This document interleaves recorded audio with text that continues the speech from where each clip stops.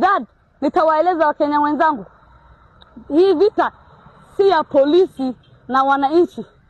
Hii vita ni ya Waislamu na Wakristo. Kwa sababu uliza mimi hiyo question, yule mtu anaua vijana yetu ni kijana Gurale kutoka Naivasha, Nakuru, Kajiado, anakuja kutuua sisi. Sisi hatujawahi enda Nakuru kushoot mtu. Wametoka pale, wanachukua transfer, wanasema kule ni hakuna pesa, wanakuja kwetu, wakikosa pesa wanashoot vijana zetu. Wote wanaelezana wanakuja hapa. What we need, Murkomen, we don't want to see a officer ambaye anajiita OCS ama anajiita CCIO ama anajiita nini ambayo sio Msomali katika hii Garissa. Kwa sababu wakae kwao ndio wafanye kazi. Kila mtu anaelewana na mtu yake. Garissa County ni yetu. Si ya Wajaluo, si ya Wakamba na si ya Wameru. It belongs to us. Ni sisi ndio Garissa ni yetu. Kenya kila mtu anaishi upande yake. Ya tatu, Kenya it belongs all of us. Inatuhusu sisi zote hii Kenya. Kuna wenye wametoka Kongo na kuna wenye wametoka Tanzania na kuna wenye wametoka Somalia. Wote wanaishi Kenya. Kama unadhani Kenya ni ya mtu moja, mjue sahihi Kenya ni yetu yote. That is number 4. Another one is like this. Sisi yule mtu anatuua ni Mkristo. Na dini yetu ile kitu inasema, ndio nitawaeleza.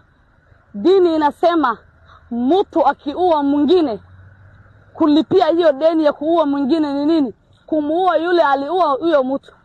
Okay. Hiyo ni sheria ya Islamu ndio inasema hivi. Lakini sisi hatutumii sheria ya Islamu. Ile tunatumia ni sheria ya Kenya. Hii nchi imeandika nini? Yule mtu ataua mwingine, life in jail. Okay. Tumekubali ile sheria ya Kenya imesema. We allow the law. Tunakubali hiyo.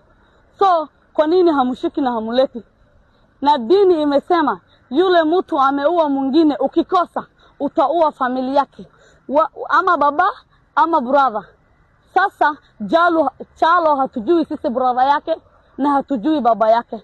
What we know, Chalo ni nywele ngumu. Every nywele ngumu staying in Garissa is brother to Chalo. So tukiua mwingine, that is tit for tat is fair. Sasa tunaweza fanya mambo yote. Kenya nitawaambia hivi, serikali ya Kenya nitaeleza hivi, sikieni. Leo hata nikifungwa, wacha nifungwe nikiwa nimeongea ya kutosha. Siwezi vumilia zaidi ya hii ati niseme DCI wataniita, watanifunga. This is the question I want to ask. Kama Chalo hamulete hamufungi, kama hamutaki kutusaidia sisi, kama serikali ile bunduki angepata kulinda na sisi anatuua nayo, any police station Garissa mfunge na muende. Kwa sababu hakuna business yenye mnafanya hivi. No peace, no justice, no listen. Kama hakuna peace na hakuna justice, mnafanya kazi gani hapa? Kama mnatumaliza na mnaficha damu yetu, mnafanya kazi gani hapa? No, hamwezi tusaidia sisi. Ingine ni hivi. It's two options.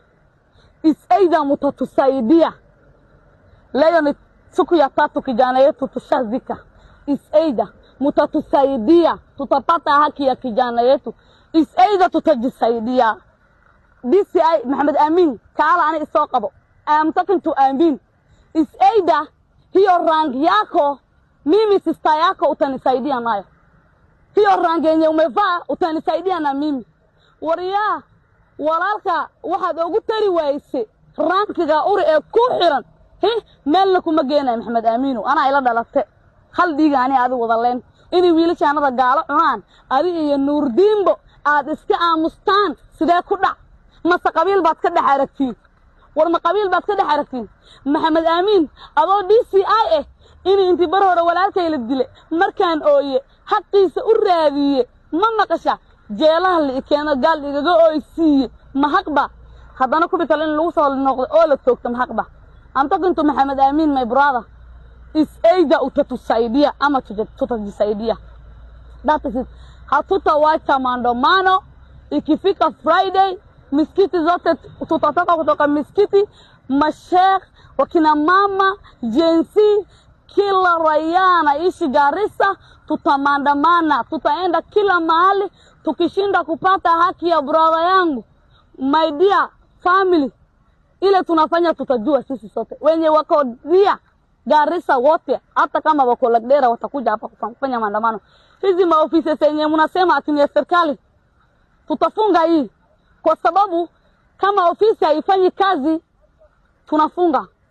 Kama sisi hayo hawezi kushika kijana, ataka nini pale? Kwa nini ataka pale akilala? Kwani anakula uwali akilala?